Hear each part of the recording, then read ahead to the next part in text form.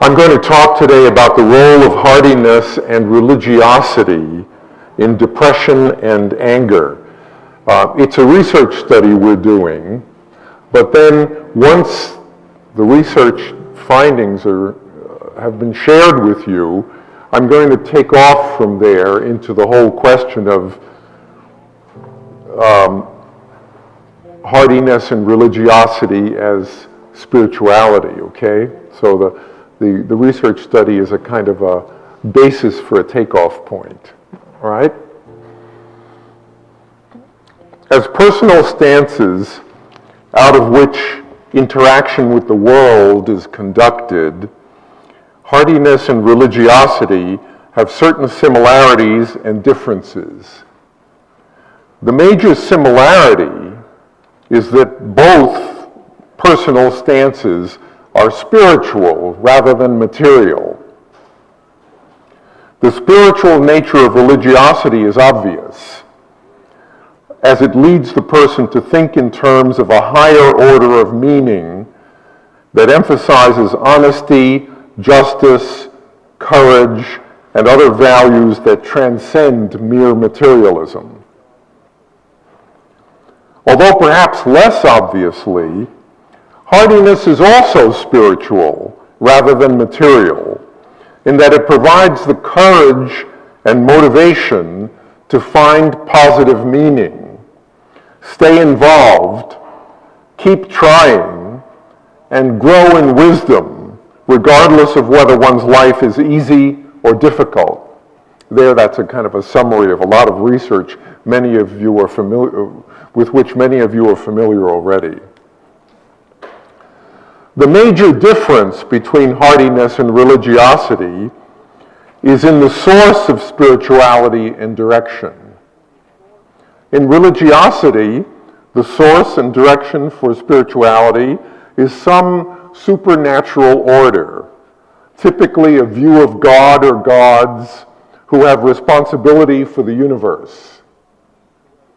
In contrast, the source and direction of spirituality in hardiness is the person's subjective struggle to interpret, order, and influence experiences so as to provide meaning in an otherwise indifferent universe.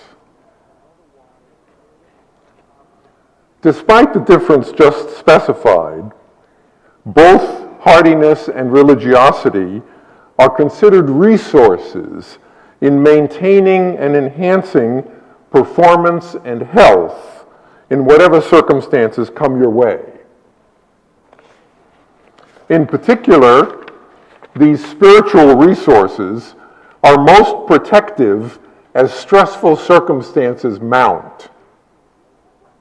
The process whereby performance and health are maintained and enhanced under stress is similar for both religiosity and hardiness.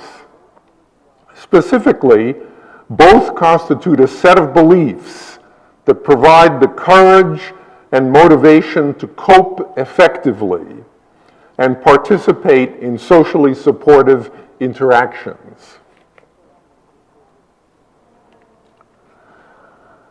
There is now a rapidly growing bodies of research evidence showing that hardiness and religiosity each does indeed maintain and enhance performance and health under stress. Interestingly, though, there does not appear to have been much effort thus far to compare the effects of hardiness and religiosity. So, we did it. This involved some of my graduate students, Marnie Bro and Rick Harvey, and my wife and colleague, Deborah Khoshaba, and Mark Vaitkus, who's a lieutenant colonel in the U.S. military. He's a sociologist. We decided to study the roles of hardiness and religiosity in depression and anger.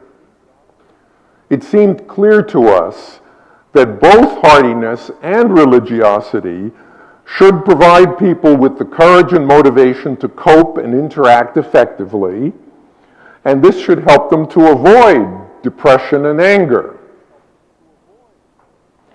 In this, we were conceptualizing depression and anger as signs of negative meaning or meaninglessness resulting from ineffective coping and non-supportive interactions. More exploratory in our minds was the question of what the combination or interaction of hardiness and religiosity might show. Okay? Now, we were able to collect relevant data on 53 senior U.S. Army officers who were attending a one-year supplementary education course at an appropriate training facility. They completed relevant questionnaires. Needless to say, among the variables assessed were religiosity and hardiness.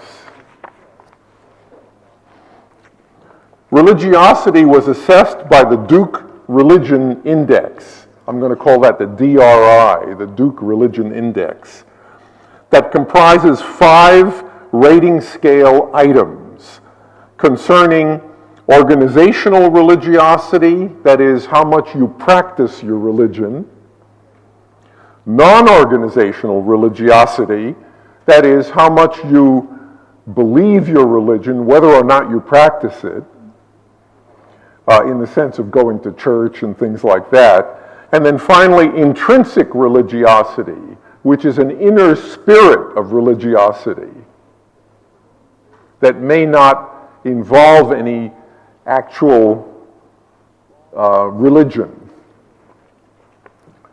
Organizational religiosity, let's see, I've said this already. At least one study has reported adequate internal consistency reliability for this test. Numerous studies have shown the test's validity. In our study, the DRI items showed intercorrelations ranging from 0.39 to 0.85, and correlations with total religiosity ranging from 0.71 to 0.86.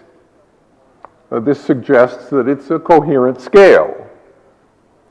For our study, the DRI was supplemented by 2 additional rating scale items addressing intrinsic religiosity. That these additional items are compatible with the Duke test is shown by intercorrelations of items ranging from 0.46 to 0.85, and by correlations with the total DRI score of 0.88 to 0.93. So these 2 items really can be considered part of the DRI. Hardiness was assessed by the Personal Views Survey, 3rd edition, comprised of 30 rating scale items concerning the attitudes of commitment, control, and challenge. Those strong in commitment believe that staying involved with the events and people in one's world is the best way to find meaning and satisfaction. Those strong in control believe that continuing to struggle to influence the outcomes that are going on increases the likelihood of having an effect on them. And those strong in challenge believe that it is most fulfilling to continue to learn and grow in wisdom from one's experiences, whether those experiences are positive or negative. As to test reliability, several studies have shown that the Personal Views Survey has adequate internal consistency and stability. There are by now numerous studies attesting to the test's validity. In our study, commitment, control, and challenge showed intercorrelations ranging from 0.44 to 0.63, and correlations with total hardiness ranging from 0.80 to 0.86. Okay? Now, let me show you table 1. Is that clear back there? I wouldn't know how to make it clearer anyway. It's not my equipment, but okay. As shown in table 1, in our study, the correlation between hardiness and religiosity, total, was 0.38, which is statistically significant. This correlation indicates that the two measures share some variance, but are hardly the same thing. Going further, the total religiosity score showed significant positive correlations with commitment, that's 0.33, control, that's 0.39, but no correlation with the challenge component of hardiness. No correlation. Okay? This suggests that while remaining involved with and attempting to influence the world around you is consistent with religiosity, continuing to grow in personal wisdom through interpretations of one's experiences may be too individualistic for religious convictions. Now let me go further into relationships with depression and anger. The participants in our study also completed the Center for Epidemiological Studies Depression Scale, which is a 20-item questionnaire designed by Radloff to measure depressive symptomatology in the general population. Although there is not currently agreement on subscales for this test, research shows that it assesses depressed mood, feelings of guilt and worthlessness, helplessness and hopelessness, psychomotor retardation, loss of appetite, and sleep disturbance. All those kinds of things that we usually call depression. Internal consistency and stability estimates for this test have been adequate, and there is also evidence of its convergent and divergent validity. Also administered was the State Trait Anger Expression Inventory. State Trait Anger Expression Inventory. This is a 44-item multidimensional measure developed by Spielberger. According to Impara and Plake, this test assesses state anger, which is reactions to specific events, trait anger, which is a general disposition to anger, angry temperament, that's expressing anger with little or no provocation, angry reaction, which is reaction to criticisms, anger in, which is withholding expressions of anger, anger out, which is directing anger toward others, anger control, that is how frequently one attempts to control anger, and finally anger expression, how frequently one expresses anger. Bishop and Qua have reported adequate internal consistency and stability reliability for this test, along with better validity than another measure of anger. Okay? Now let me show you table 2. Relationship, as shown in table 2 in our study, we found that both hardiness and religiosity were negatively correlated with depression at about the same moderate, though statistically significant level. Further, hardiness was negatively related at a statistically significant level to anger in, trait anger, anger expression, anger reaction, and total anger. In contrast, religiosity showed only one significant finding, and that was a negative relationship with anger in. In other words, the more religiosity, the less you hold your anger in. This suggests that these results suggest that hardiness is a better protection against anger in general than is religiosity. Next, to determine the unique contribution of hardiness and religiosity, unique contribution to depression and the anger variables that yielded significant correlations here, multiple regression analyses were run. Data were controlled for gender, age, and race. Hardiness and religiosity were centered for purposes of evaluating their possible interaction. Could you define hardiness again, please? It's the attitudes of commitment, control, and challenge, the 3 C's. Commitment means you want to be, whatever happens, you want to stay involved with what's going on in your world, because it seems to you that's the way to find meaning and satisfaction. Control means you want to struggle and try to have an influence on the outcomes that are going on around you, rather than sink into powerlessness and passivity.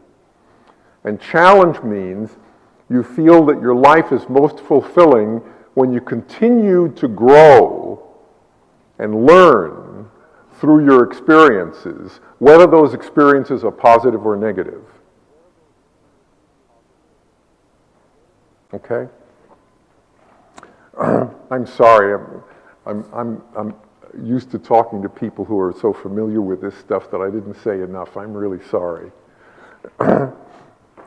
Now, this regression analysis, remember, what it does is it treats religiosity and hardiness as independent variables. In other words, they are controlled for the effects of each other in determining their role in predicting depression and anger. Okay? They're controlled statistically. The regression analysis examined both the main and interaction effects of hardiness and religiosity on depression and the relevant anger variables. When hardiness and religiosity are purified of the effects of each other, I better show you this, are purified of the effects of each other, only hardiness shows a significant main effect of negatively predicting depression. You notice there's no main effect for religiosity.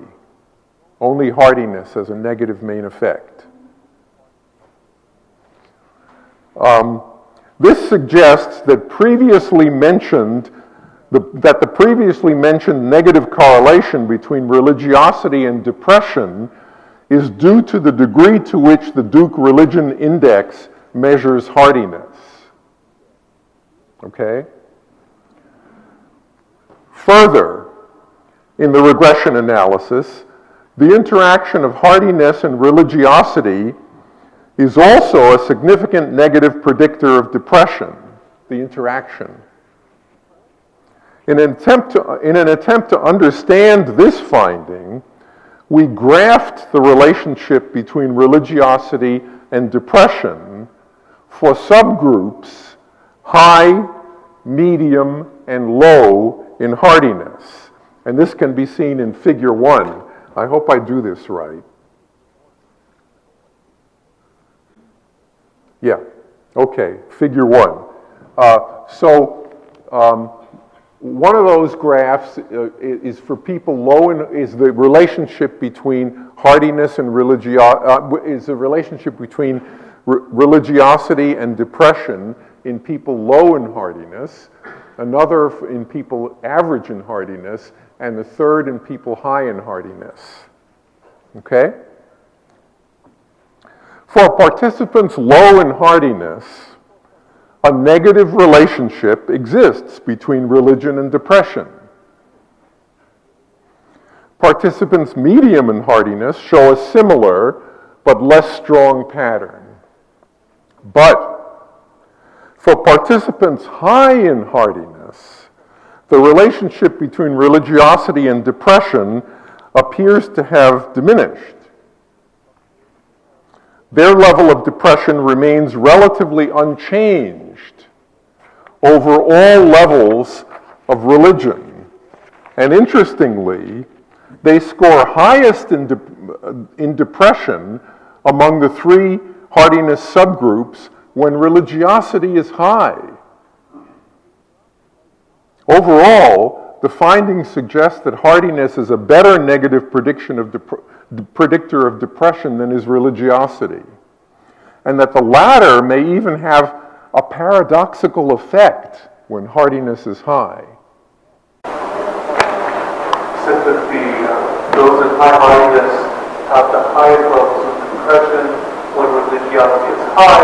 I'm wondering if these are statistically significant, or should these... Yes, the interaction term was significant. Yeah.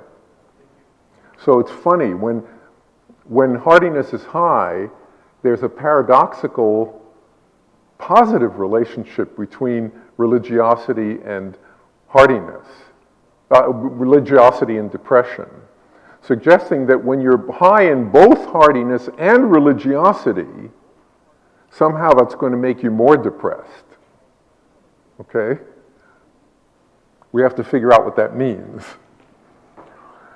Regression analyses also point to the greater role played by hardiness than religiosity in anger. Well, let me try to get back to table 3. I hope this works. Oh, it does. Good.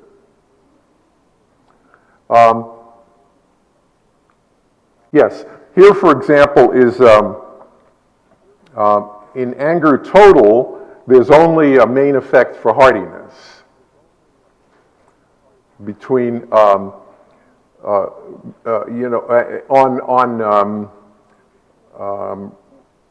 anger total. For anger in, again, there's only a main effect for hardiness. And for trait anger, again, there's only a main effect for hardiness. Now, for anger expression, again, there's only a main effect for hardiness. But for angry reaction, that's reacting angrily to something that's frustrating to you, there's also, in addition to the main effect for hardiness, there's an interaction effect for hardiness and religiosity. And if you look at that interaction effect, if we graph that interaction effect the same way we graphed the one regarding depression, you see the same result. In other words, when hardiness is low, there's a negative relationship between religiosity and anger expression. But when hardiness is high, there's a positive relationship between religiosity and anger expression. So again, when you're high in both hardiness and religiosity, you tend to be more aggressive and angry in your reactions to other people. Okay? So something's going on there.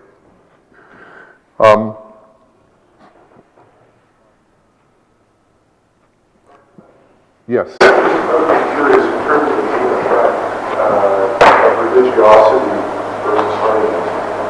Was there sufficient statistical power to detect an effect on religiosity? Yes. Yeah, there was sufficient. Not 100%, but there was sufficient. Yeah, with that few subjects, I think it's hard to get. Yeah, I know. But it's a pretty homogeneous sample, so there was sufficient statistical power. Let's see where I am. Let's look at the mechanisms whereby hardiness and religiosity might have their effects, okay? The findings mentioned thus far indicate that hardiness may be more effective than religiosity in helping people to avoid depression and anger. This highlights the importance of scrutinizing the relative power of hardiness and religiosity in leading people toward effectiveness in coping with stressful circumstances and deriving social support from interactions. Relevant to investigating this, our sample of officers completed questionnaires concerning their coping and social interaction efforts and their experiences of stress and strain. As to coping, the participants completed all of the items of Carver and Shire's COPE test, except those relating to one's religious beliefs, for obvious reasons. The utilized items of this test were organized into two scales, one for transformational or problem-solving coping, and the other for regressive or denial and avoidance coping. There's a precedent in the literature for that. These two scales have been shown in one study to have adequate internal consistency, reliability, and construct validity. Transformational coping should be more effective than regressive coping in helping people avoid depression and anger. As to patterns of social interaction, the participants were administered items based on Rudolf Moose's questionnaire, charting the social support experienced at work and in private life. Used in numerous studies, this questionnaire appears to have adequate reliability and validity. As to the stressfulness of ongoing circumstances, items were included that tapped the subjective experience of both acute stresses, that is, disruptive changes, and chronic stresses, that is, continuing mismatches between what you want and what you get. Used in several previous studies, this stress measure has shown adequate validity. Strain is the organism's arousal response to stresses and was measured using the total score on the Hopkins symptom checklist. This approach has shown adequate reliability and validity in previous studies. Okay, now,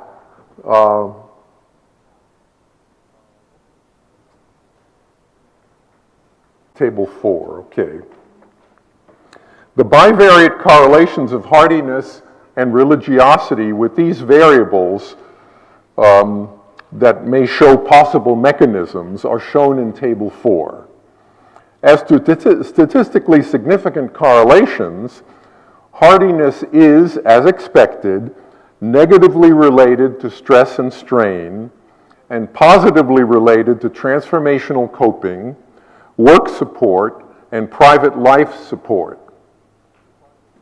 In contrast, while religiosity is negatively related to stress, strain, and regressive coping, it is unrelated to transformational coping, work support, and private life support. To clarify these relationships further, multiple regression analyses were once again conducted in order to purify hardiness and religiosity of their effects on each other and to study the interaction of these two predictors. As shown in table 5, these analyses show that there are main effects for hardiness, but not for religiosity, on stress, strain, transformational coping, work support, and private life support. The only significant interaction effect is for strain. And there is no significant there are no significant effects for regressive coping. Nothing relates to regressive coping, okay?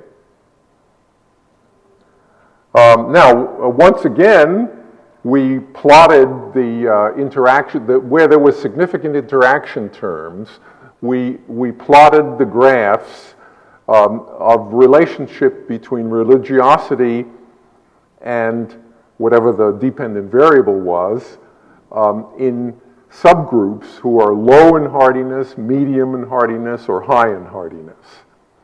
Now look at this, for example, interaction between religion and strain. You see the same pattern as we've seen before. In other words, if you're low in hardiness, increases in religiosity decrease strain. But if you're high in hardiness, increases in religiosity increase strain. Okay?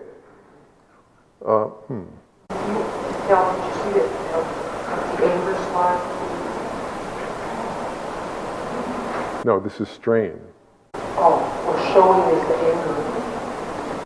Yeah, that's the only interaction term that was significant. And when we plotted it, it has the same pattern of results as the other interaction terms as we plotted them. Now, this is a really worth going into. Overall, it is hardiness and not religiosity that demonstrates the expected mechanisms that would lead to protection against such performance and health problems as depression and anger. Let's look at the relative power of hardiness and religiosity. It is hardiness and not religiosity that encourages effective coping and social support interactions, such that stress, strain, depression, and anger are minimized. In the regression analyses, it is hardiness and not religiosity that produces main effects on the dependent variables. Further, the significant interaction effects of hardiness and religiosity on depression, anger angry reactions, and strain deserves further attention. When hardiness is low, there's a negative relationship between religiosity and the dependent variables. This suggests that religiosity can be helpful in the absence of hardiness. But when hardiness is high, the relationship becomes paradoxically positive between religiosity and the dependent variables. Perhaps there is a conflict between hardiness and religiosity, such that when both are strong, strain, depression, and anger follow. After all, hardiness emphasizes an individual struggle to find meaning and fulfillment, whereas religiosity emphasizes more passively adopting a credo for life that is predetermined and relatively unchangeable. When one's past life results in both hardiness and religiosity being simultaneously strong, personal conflict may result that could spur emotional difficulties.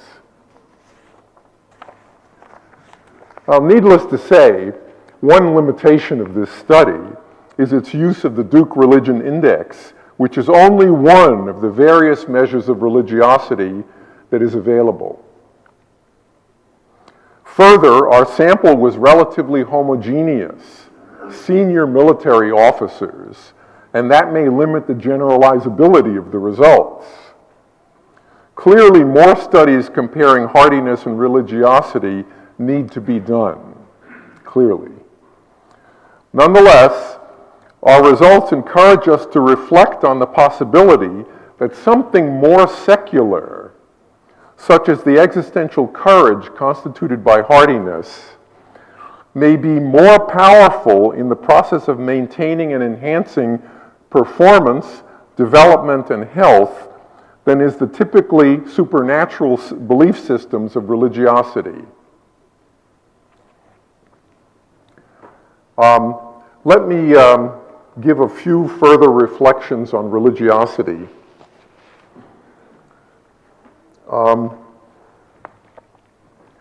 It is typical of religions to postulate a god or gods who have created our world, ourselves, and the rules whereby we must navigate the world.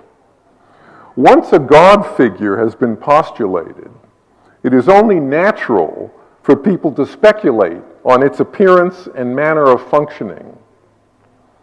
In this, humans tend to take an anthropomorphic approach because it is difficult to conceptualize much else. So the god figure is often attributed a sex, in recent centuries typically male, a humanoid appearance, typically the look that is most admired, a manner of operating, typically rewarding good and punishing bad behavior, helpers, for example, lesser gods, angels, disciples, and even an alter ego, which is the embodiment of evil. Once formulated, a religion has many effects on people. It imparts the meaning of feeling and events, organizing them into what is good and what is bad. In this, you have a basis for moral evaluation of not only your own behavior, but that of others as well. As to coping, you have an unchanging moral basis for struggling to achieve certain ends, for desisting from other ends, and for stoical survival or retaliation when you are victimized. As to social interaction, you believe you define your community by those who share your religious beliefs and react to others either benevolently, for example, by proselytizing, or by rejection or hostility. Although there is some room in all this for individual decisions, the emphasis is on a formulated moral system of meaning and action that applies to all and does not change regardless of ongoing events. The ubiquitous tendency to anthropomorphize God figures without realizing that this has been done is a major danger in religious belief systems. Anthropomorphizing opens the way for projecting our unresolved conflicts onto religious systems, as Freud recognized. Speculate with me for a moment. Imagine a large group of people whose family life involves an authoritarian, even despotic father, a powerless mother distrusted for her sexual appeal, and children who are treated like burdens and required to toe the line, having little enjoyment or rights. What religious credo is such a group of people likely to develop and endorse? The answer is a religion of fire and brimstone. The God figure would likely be a male imbued with absolute power and given to unforgiving brutality in keeping his flock in line. Flock members will be seen as weak, given to selfish, immoral behavior, and requiring the punishment their God is quick to give out. Flock members will work hard to overcome their seemingly inherent immorality and be quick to see outsiders as heathen, dangerous enemies, reveling in the very inherent immorality that is such a threat. In this, a likely reaction to heathens would be to express the tendency toward punitive retaliation for bad behavior that is built into religions of fire and brimstone through violence ranging from holy wars to terrorism. Those involved in such aggression do not see it as incompatible at all with their God figure and credo, and feel no guilt for, but rather pride in what they do, as it seems like God's work. Okay? Now, it is possible for anthropomorphic projection process to produce a religion emphasizing love and encouragement rather than fire and brimstone. That's certainly possible. Presumably, the development of such a religion builds on a group of people whose family life emphasizes a relatively egalitarian atmosphere in which both parents love and respect each other and their children, and see their role as guiding and supporting their children in the journey toward expression of ethical values and principles.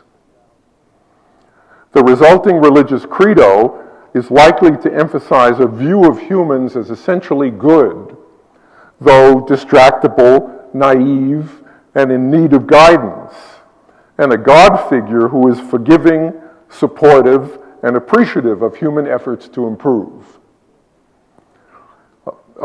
In all this, flock members are likely to love and support each other, react to transgressions with forgiveness and corrective assistance, and see people outside the flock as potential members to be proselytized rather than as enemies to be fought.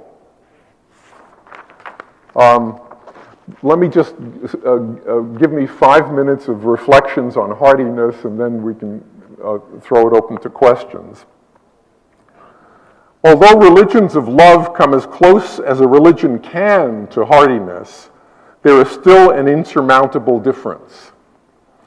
Because hardiness does not postulate a God figure and an unchangeable credo of acceptable behavior, it provides less basis for immortalizing family conflict through a projective process. Consequently, hardiness can legitimately advocate a personal developmental process in finding meanings through immersing oneself in interaction with others and events, that's commitment, struggling to have an influence on outcomes, that's control, and continually learning from one's resulting experiences, that's challenge. That the resulting life will be admirable rather than reprehensible is rendered likely by the fact that because this life is not led in isolation, commitment involves cooperation, control involves credibility, and challenge involves creativity. Needless to say, hardiness is an approach to life that derives from existentialism. Interestingly, the first glimmers, I don't know, is there enough time? Well, maybe just a couple of minutes. Interestingly, the first glimmers of existentialism surfaced in the context of religiosity. At the beginning of Christianity, for example, there was the Gospel of Thomas. Debbie Khoshaba has pointed this out to me, in which Christ was quoted as dissuading his followers from worshiping him and encouraging them instead to look within themselves to find God. This is a clear admonition to finding one's own way through the individual pursuit of meaning. Of course, Thomas's gospel was never included in the Bible. Another existential foray was that of Søren Kierkegaard in the 19th century. He's a Christian minister and theologian from Denmark. He emphasized that everything we do in life constitutes a decision. Each of these decisions can be made in a way that pushes us toward the future or holds us back into the past. And I'll come back if there's more time. The collaborative community, schools, organizations, schools in the larger school system belong to the public. I remember the first time I said that somewhere at a conference. Public education, outside of the system. There are many policies that are developed for issues of social justice. So at this point in time, I'd like to start with the ideas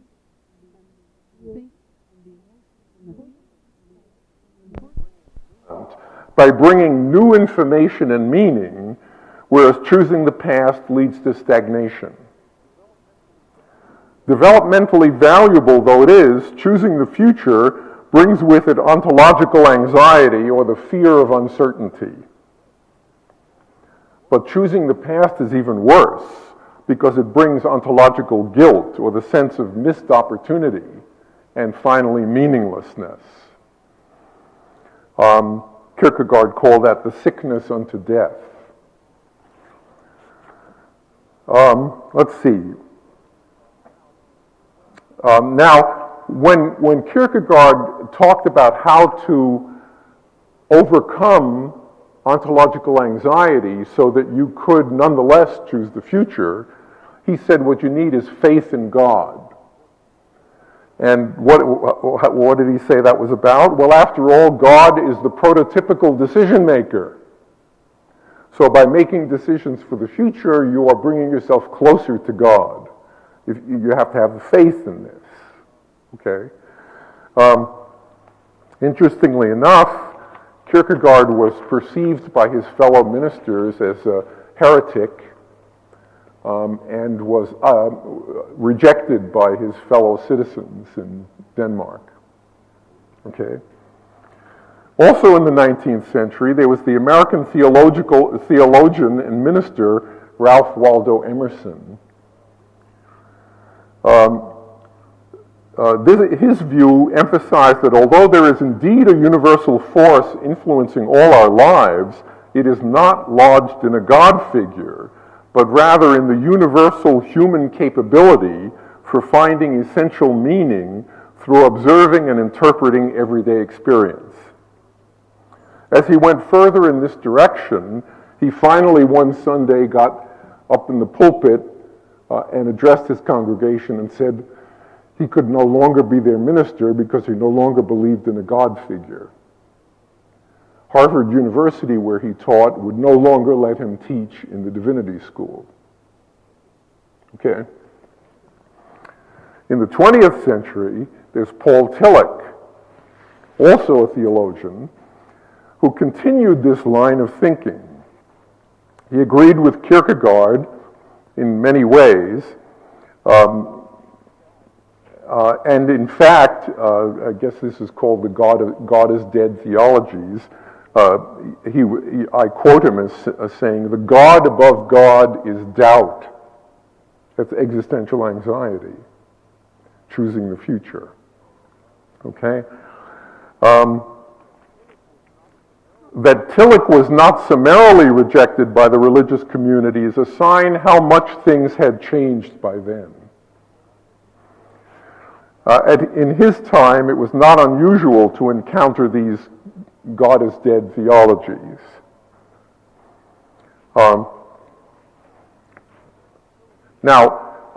Tillich was very influential in the development of our development of the hardiness concept. For in our mind, hardiness is an operationalization of the existential courage that Tillich felt you need to face ontological anxiety. Tillich substituted for faith in God, courage. And hardiness is, in our minds, the operationalization of that courage. So I think I probably ought to stop and let you ask questions. I have some other things to say, but maybe it'll come out in the answers to the questions, okay? Yes, Kirk?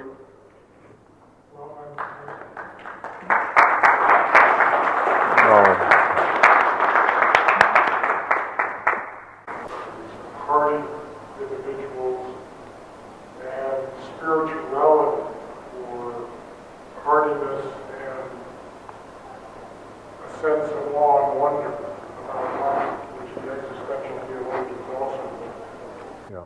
Well,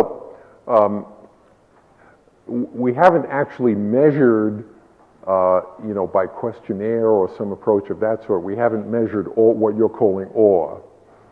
But there's no question. We know a lot about hardy people because we always give the hardiness measure to, Debbie and I and the others who work with us. We always give the measure to our clients, our psychotherapy clients and whatnot.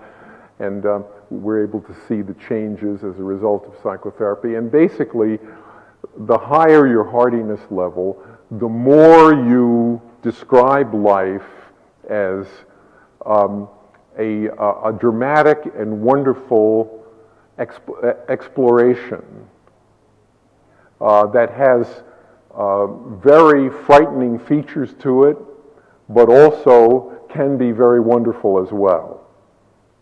Now, this is anecdotal information at the moment, but there's a lot there. Well, also the student studies that we have, you know, about 5 or 6 years of data on, you know, the outcome, the program outcome on hardiness for looking at students who are have a high probability of dropout. When we give them pre-post measures for hardiness, and then we train them in our program, after the first year, retention goes up 70%.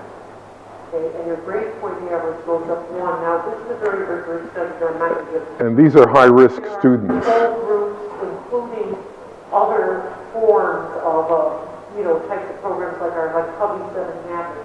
To make a long story short, the students do partly of hundreds of, you know, sort of narrative scripts from students talking about the aliveness they feel as they're going still through this stressful time. It's kind of like the stress has changed. But the hardiness has increased, they're staying in school, and they're describing their experience in much richer, you know, complex, awe-inspiring. Yeah, thank you for bringing that up. We have a lot of unsolicited documentation. They write to us emails and things of that sort saying, thank you so much. This is the most important thing that ever happened to me in my life. Now I understand what life is all about. Now I understand what my social relationships, what's wrong and what I need to do. Yes? Your 3 C's, commitment, control, challenge,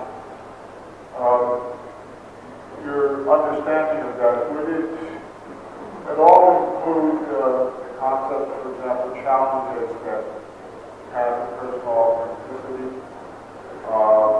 control that is maybe what Otto would call just willing life, living it, without all the self-consciousness and justification, really act, really going out living, and commitment as that interpersonal, social, communal side.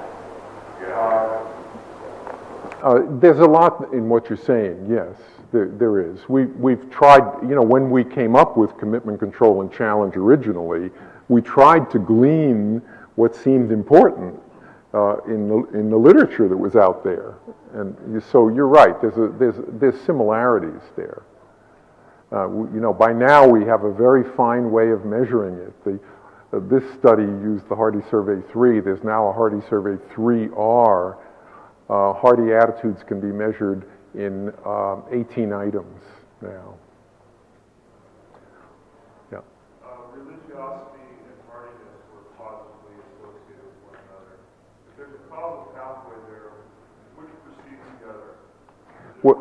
Religiosity leading to hardiness, or vice versa? Well, if you look at the regression analyses, the main effects, when you put both religiosity and hardiness in, and that in a regression analysis automatically controls for the effects of each other, the main effects due to religiosity drop out completely. I mean with one another, not with an outcome, but between those two predictors, which precedes the other?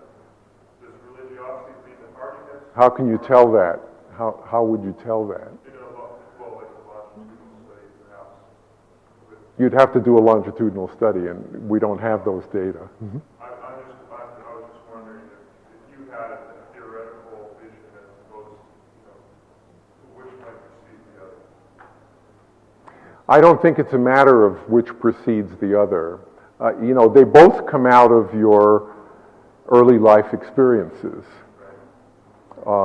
And I don't know. I think if your early life experience is extremely religious in a fire and brimstone way, you probably have a hard time developing hardiness. But beyond that, I don't know what to say in terms of which comes Sorry, first. we are asked to free the room for the next speaker. I'm very sorry.